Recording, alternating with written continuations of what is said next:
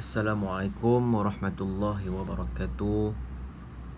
Alhamdulillah, bersyukur kehadrat ilahi kerana dengan limpah kurnianya dapat lagi kita menyambung pengajian kita bagi mata pelajaran Aqidah bagi tahun 3, ya. Kafar tahun 3. Okey, baik. Kita akan sambung pengajian kita pada muka surat 30. Semua pelajar diminta untuk membuka buku sumber kafar dalam muka surat 30, ya. 30, iaitu maksud beriman kepada hari kiamat. Okey, apakah maksud beriman kepada hari kiamat? Maksud beriman kepada hari kiamat, maksud beriman kepada hari kiamat ialah meyakini bahawa suatu hari nanti akan berlaku kemusnahan dan kehancuran ke atas alam ini apabila sangkakala yang pertama ditiup oleh malaikat Israfil. Okey, apa maksud beriman kepada hari kiamat? Maksudnya kita kena yakin bahawa nanti apabila malaikat Israfil, akhir zaman nanti malaikat Israfil dia akan meniupkan sangkakala, maka habislah dunia ini. Habislah, akan berlaku kemusnahan dan kehancuran ke atas alam ini. Itu kalau malaikat meniupkan sangkakala yang pertama. Okey, semua hancur. Habis. Tak ada apa dah, habis. Itulah maksud hari kiamat. Dan kemudian apabila sangkakala yang kedua ditiup,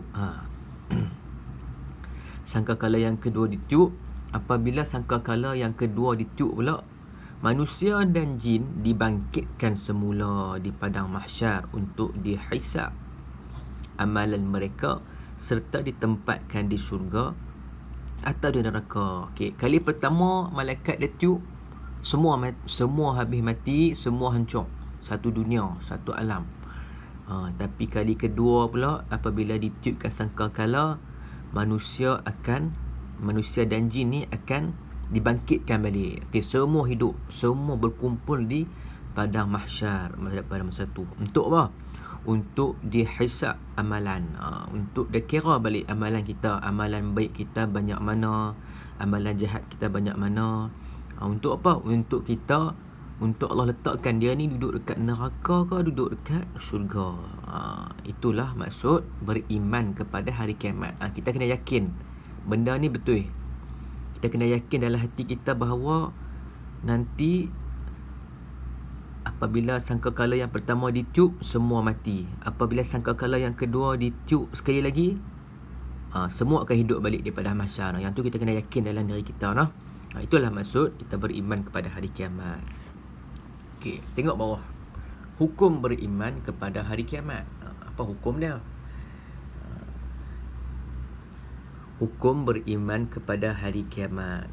Hukum mempercayai hari kiamat adalah wajib. Kalau orang tanya, apakah hukum, haruskah, wajibkah? Wajib. Hukum beriman kepada hari kiamat ataupun mempercayai bahawa hari kiamat itu benar adalah wajib. Orang Islam yang tidak mempercayainya,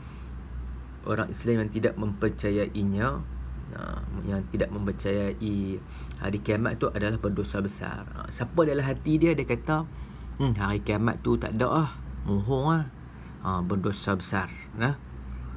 Sebab kita wajib percaya. Kalau kita tak percaya, kita berdosa besar.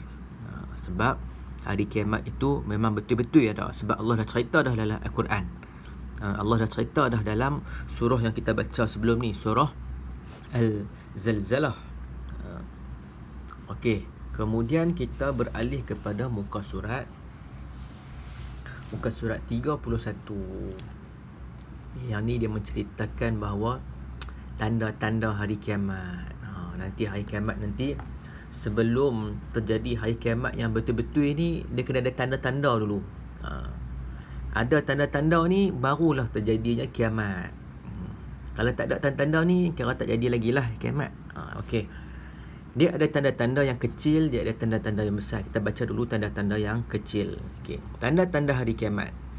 Tanda-tanda hari kiamat, dia ada tanda-tanda kecil, tanda-tanda besar. Tanda-tanda yang kecil kiamat. Tanda-tanda kecil. Penaklukan Baitul Maqdis. Penaklukan Baitul Maqdis. Baitul Maqdis ni adalah di Palestin ataupun di Al-Aqsa, di masjid di Palestin. Itulah kita panggil kawasan Baitul Maqdis. Sekarang ni siapa dia yang kawal kawasan tu?